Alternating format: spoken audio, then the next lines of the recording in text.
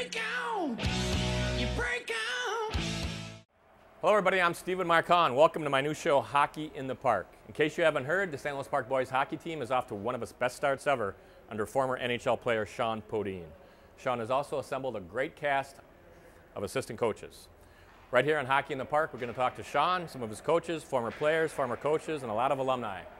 So call a friend, grab a refreshment, sit back and relax, and enjoy this episode of Hockey in the Park.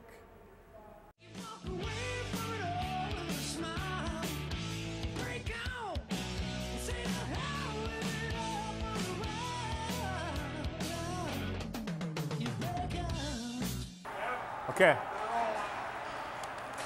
Hello everybody, welcome to Hockey in the Park. I'm your host, Stephen Hahn. Today my special guest is Johnny Passolt. John Passolt played hockey at St. Louis Park back in 76, 77, and 78. He's my special guest today. Welcome, Johnny. Thanks, Honor. Thank you for being on the show. Good to see you. Thanks for doing this. Thanks for doing this. You're welcome. Let's start out, first of all, congratulations on the season. Awesome start to the season. The St. Louis Park hockey team is 8-2 as we are taping the show. Big game coming up against Benilde on Saturday night. And great young team, great fan support, great enthusiasm. Please come out, support them, watch some games. Good time. Yes. You got to come out. I mean, at least once to see it. You won't believe it. It's a good show. It's a good show, yeah. So let's talk about Johnny a little bit. Let's talk about your high school days. Growing up, how did you start playing hockey? I mean, how did it come about? Well, actually, I had three older brothers, and I kind of got tagged along. Let's talk about your brothers first. What were their names? David, Danny, and Jeff. David, Danny, and Jeff. Yep, they graduated. You were the youngest. I'm fourth. Okay, Johnny's fourth. Or sixth. I was fourth of six. Okay. So start at the beginning was Dave, Dan, Jeff, John. John's fourth. Mark. Yeah. So we had six boys, and we grew up over on West 26th Street. Okay. And is that right by Cedar Manor? It's right by actually Peter Hobart. Oh, right by Dakota. Until we were 10 years old, we lived in a one-bedroom house. We had six boys in one-bedroom house, and my mom's father ended up paying down payment so we could buy a three-bedroom home over by Cedar Manor. Okay. He demanded that my parents move into a bigger house. My dad was working for a grocery store, and so we ended up spending our time out at the rinks. Okay. Because which rink? Started out mainly at what was called Northside Park. Okay. It was C&C back then, though, okay, over by the fire station on Cedar Lake Road. Yep. Okay. Louisiana. That's where you guys started going. That's where we played all our games, and we practiced out at C&C. Okay. And my dad was coaching the Pee Wee hockey team at the time. Your dad's name was? Rob Passolt. Bob. Okay. Bob Passolt. He was one of the first coaches in youth hockey in St. Louis Park, and he'd bring me along, and I learned to skate at Northside Park when I was 6 years old. Okay. I started skating when I was 6. Okay. But I was trying to keep up with my brothers, David and Danny and Jeff. Sure. And that wasn't easy, but I remember that first day I was out on their figure skating rink while they were over on the hockey rink practicing. Sure. I'd tool around out on the figure skating rink. Okay. And my dad would coach, and that was how it all began for me, using my brother's old equipment. Okay, so they'd give you hand-me-downs. Hand-me-down. Okay. Our whole family was about hand-me-downs. Okay, so then let me ask you, back when we played, did you play much in the summers? You know, Hunter, we didn't play at all. You didn't play at all? No, we did. We played some street hockey. Okay. And a lot of baseball. Right. And I played with you baseball. We played baseball together. Babe Ruth, yep. Right. And so no skating, no hockey. You know, once the ice went, there wasn't an artificial ice surface till 1972. Right. Right here. Was there an artificial one here? No. Well, this is artificial. Well, I mean, pipes. Pipes. Okay. Yeah, with the pipes underneath. So this came about in 72. This was built in 72, but until then, the only indoor rink that was close by was Braemar, and they'd take their ice out in the summer. They took their ice out. Remember the old, was it Breck over there on Golden Valley Ice Rink on 12? They had ice in there too, and that was a downsized rink. Right. So we used to go to Friday night skating parties there. Right. Though. I just want to say one thing. Can you imagine?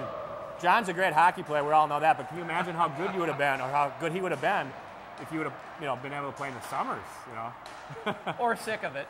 or he might have got sick of it too. Yeah, right. So anyway, okay. So we're going through the timeline here. So okay, you're playing that down at CNC with your brothers. Yep. So then you playing baseball in the summers. Yep. And then that's what most of the kids did back then. So then high school comes and you start playing high school. And I played on a real good Bantam team here in St. Louis Park. Name some players. Coach Scotty Olson. Scotty Olson, who invented rollerblade. Rollerblade inventor. We had a transfer student from Europe come, Janaki Danielson. Okay. He transferred in. Okay. He was only here for a year. Okay. He helped lead us to the state tournament. We ended up taking third place in the state tournament. Okay. Mark Stiggy was on that team, a real good high school player. Chris Fredrickson. I remember Chris Fredrickson. Yeah. Balkans, was Balkans on there? Tommy, he was high school by then. Okay. And then we had Mike Yonke, was a good player. He was captain of the high school team. Okay. Scotty Olson made a lot of saves in net. Yep. I mean, he kept us in every game. Right. Okay, so then you play high school. Obviously, you enjoy it. You talk about some of your records, some of your achievements. Well, I struggled really coming into high school with hockey. I struggled as a 10th grader. The game was a lot faster. Did you play varsity as a 10th grader? I did. Okay, Johnny played varsity as a 10th grader, which back then we all know that was pretty unheard of. It was tough. I played a lot of JV, and I'd play the varsity. They didn't have a limit on periods back then.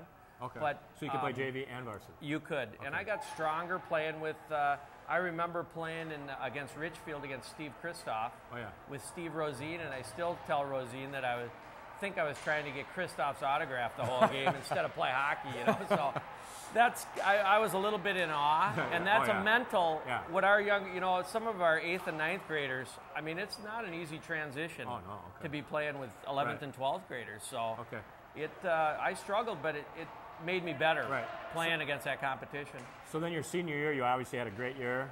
I started in my junior year. I started getting the game really well and started scoring and feeling more comfortable. And senior year, Mark Stiggy and myself, I think we led our team led the Lake Conference in scoring. Okay. We scored a lot of goals, but as you find out in coaching, you really need to play the other. You need to focus on defense. Right. And that's not all. That. We didn't focus a lot on the defensive game. We did a lot of offense, and it was a great team. Though we had a lot of fun. We were in a lot of high scoring games back then, and that was fun. So what happens then? You obviously have a good junior senior season. Did you get recruited, or what happened? I got recruited to be a walk-on at the University of Minnesota. Okay, this is unbelievable. That to even get looked at. If any of you know about hockey out there, to even get considered to play at the U of M, you got to be unbelievable. So, well, Herbie, that year Neil Broughton came in. I went down to the U, and I did play down there, and I learned. Just for the viewers, this would be 1979 then, right? This was 1979, before the Olympic miracle. Before the 1980 Olympic miracle. And we didn't know that was going to happen. It was actually 78, 79, fall 78. After my 78 senior year, and I played around all those guys, Billy Baker, Phil Verkota. I played in the preseason games. Okay, so you walked on, no scholarship, I walked on, and I ended up actually running out of money, and my grades weren't the best. I didn't know that you needed to, academic-wise. So I learned a lot of lessons there. Right. And were you living on campus? I was living at home. Oh, that's tough too. And trying to go down there and find a parking spot, which is tough. And then do school and do hockey. And I spent about 4 hours. We had a varsity practice and varsity reserve, so you'd spend about 4.5 hours on the ice with Herbie. And this is at obviously the old Mariucci. It was at the old. They called it Williams Arena still Williams Arena, but it changed its name to Mariucci later. Yeah. Okay. Before we move on from there, real quick, any good fun Neil Broughton stories? Well, like Broughton and Kristoff and Harr and all those guys. I was in awe when I went down there, and you get to know them real quick. Hockey guys are great guys, and I did get a lot. You'd spend a lot of time. we pretty much had Williams Arena to ourselves. Okay. So we'd spend about an hour after practice. So in other words, you practice for a good 4 hours. Yeah, and then we'd stay out for another hour. For another hour. Wow. And that's dedication. And you would, Neil Broughton, Christoph, they'd come over. We'd work on little shots. I remember Neil Broughton, though, saying how he and I were working one day, we shoot the puck when it's on end. Yeah. Instead of when it's flat. Oh, okay, like when it's up in the air. And he loved shooting the puck when it was bobbling because he said the goaltender, it was like a knuckleball. Like a knuckleball. That's a good, that's a good And time. most kids want to wait till it sits down. So sure. I developed that shot because of Neil Broughton, and it's a great shot to have. And and Neil was just a real hard worker and loved the game. And was he obviously he was the real deal? I mean, speed, hands. He was the best player I've ever been on the ice with. He really was. I mean, he could see the rink. Okay. It's just a lot of fun, and he had a lot of fun playing. Okay. It was always just fun for him, and it can be, you know, when you're 5 hours on the rink, not everyone loves it. Right. You know? Oh, so I learned a lot of lessons down there, though. Okay, so you're at the U. You're driving down there 4 hours. It's not going to work out. No one happens. I ended up playing in the junior. There actually was a pro junior league here that I played in for 8 games. Okay. For the junior stars. Okay. And played in 8 of those games. But we do all-night bus travel, and I was thinking, well, I'd just play the rest of the year juniors, but Mankato called and offered me a athletic scholarship to come down there. Okay. And Don Bros convinced me to come down there. They were Division II at the time. At the time, it's a Division II, Mankato. Yeah, they played Division I teams like Air Force and Merrimack out east too. We played kind of a combo schedule. And I ended up going down there, staying in school, picking up my grades. Okay. And we ended up winning the national championship. Oh, you did? Down there in Division II. Wow. Yeah, it was really a nice experience down there. I owe Mankato a lot for keeping me in school. Sure. Awesome. Then you obviously graduate from there. I did. Okay. Business degree, yeah. So then what happens after you graduate? Do you ever get any offers NHL-wise? I ended up blowing out my knee in my last game. I got a knee-to-knee hit, which despises me now. Okay. The very last game of your career.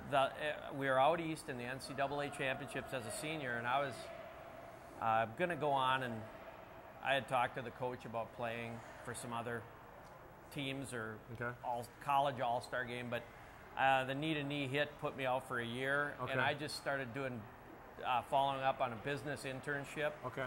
And in the computer business, and that actually worked out really well for me. Okay. Being in the computer business. Okay. We're fast forwarding here. Johnny is at the U. Then you go to Mankato. You graduate. Yep. How did it come about where you ended up coaching St. Louis Park? And this is the year 2011/2012. How did it go from you getting involved with St. Louis Park coaching? My son Joshua started playing hockey in St. Louis Park, and they had a real high-level Bantam program here, and he ended up making that team. And I got to know Sean Podine because Sean's always at the rink here. Okay. Met Sean Podine, and I couldn't believe he was hanging around St. Louis Park Arena and where he came from, and found out more about him, and he found out more about me, and knew I had a passion for the game, and I was helping coach my son for the last few years anyway. And Sean asked me to help coach the St. Louis Park High School team. And I really was speechless. I couldn't believe he asked me, actually. Okay. Because I know he's pretty picky on who he wants to help him along with the coaching. Okay. So it's just been great. I think he's one of the most intense. He's more intense than Herbie Brooks. Oh, is he? He's more intense. And I think he's got it all. He's a good friend to the kids, too. Right. He's just a heck of a coach. So I'm really impressed with him and glad that he brought me along with him. Okay. So you, real quick, who are the other assistants besides you? Steve Rosine, another graduate from St. Louis Park. He was captain in '76. Right. Nick Spiritis, who was a USA hockey coach in the offseason. Okay. Mike Stewart played with the St. Louis Blues and helps coach our defense and played with Coach Podine. Okay. Paul Ranheim, who's a high scoring Edina, Wisconsin Badger, Calgary Flame, NHL alumni. Okay. Helps with the forwards.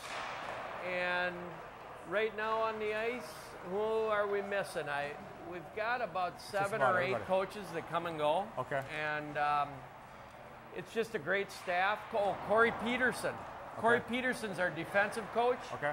And he actually is head coach if Sean has to miss a game. Oh, he's the head coach. Yeah. Corey Peterson is taken over the bench on Okay. games that Sean can't be there. Okay. And he played in the Canadian Ontario Hockey League Okay. as a professional defenseman. Okay.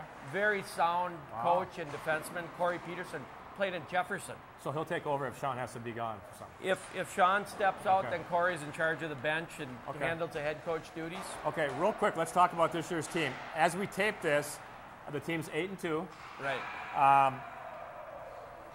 Great team, great young players. I encourage everybody to come out, watch some games. Great entertainment. Anybody have the chance to go to Division I from here? I've actually, that takes a lot of luck, and the kids got to keep working hard. I know there are Division I schools Okay. that are looking at a lot of our kids. Okay. They want kids from winning programs, Right. and this is a winning program now. if you can play, I think a lot of Division I coaches know that if you can play for Sean and you're successful with Sean, that you might have a good chance of being successful at the next level. Okay. So that these kids are lucky because that's what happens when you play for a coach like that. Right. And Sean knows who probably, if he recommends you to play, Right. people listen. Okay. People will listen to that. Right. A lot like Willard Eichel used Sure, to do at sure. Edina. Sure. So the kids got that going for them. Okay. The opportunity will be there, I think, for a lot of them. Let's talk about the state tournament real quick. If you guys get there, you're going to have to go through who is your toughest competition. I believe it's Breck and Blake. Okay, they're going to have to go through Breck and Blake to get to the state tournament. That's what we think.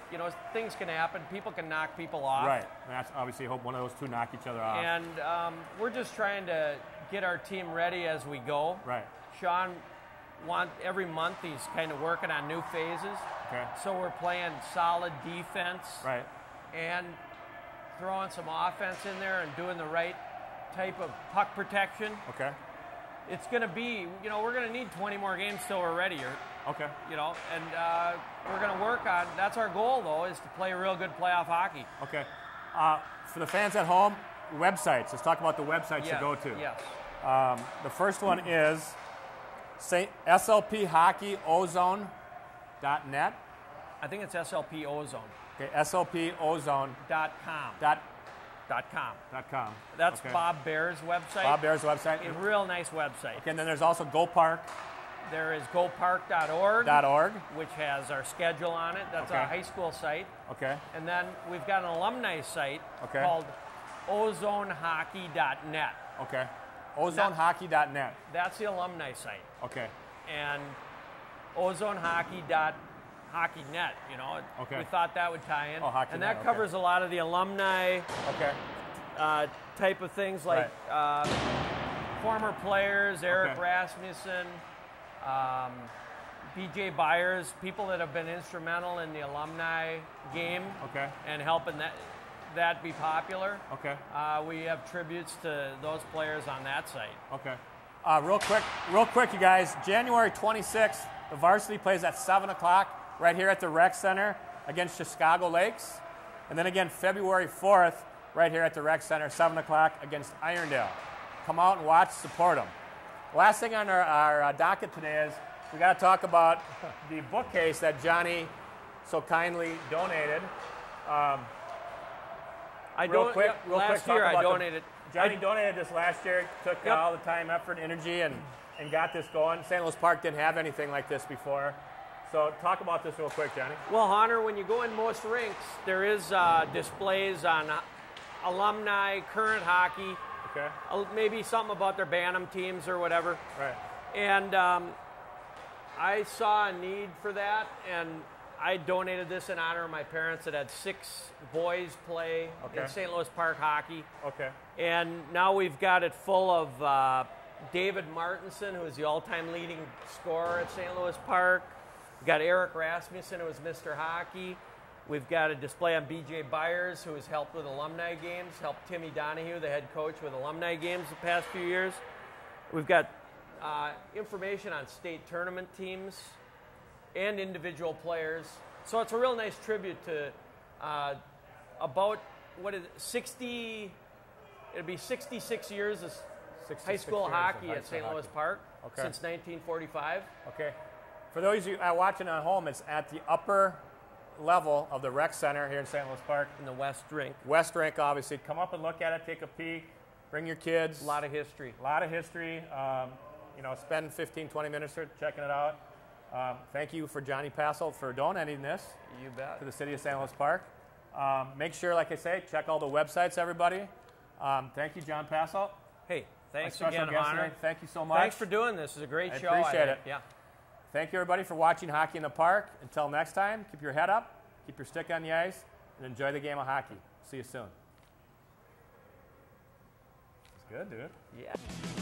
Break out, you break out, you walk away from it all with a smile. Break out, say the hell with it all for a while. You break out.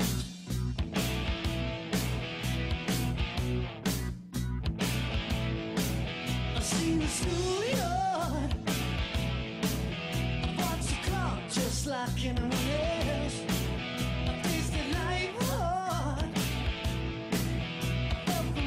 You must pull back yourself. You put your foot on the gas, your hands on the wheel. Take the prison and the chains that you feel. And break out, you break out. You walk away from it all with a smile. You break out and say to hell with it all for a while. You let the chips fall where they may fall. You felt your back up against the wall. Don't call pucks out here, guys. There we go. You can't do this? Come on. Are you serious? Yeah. There we go. Now watch. There we go. Wow. Thank you.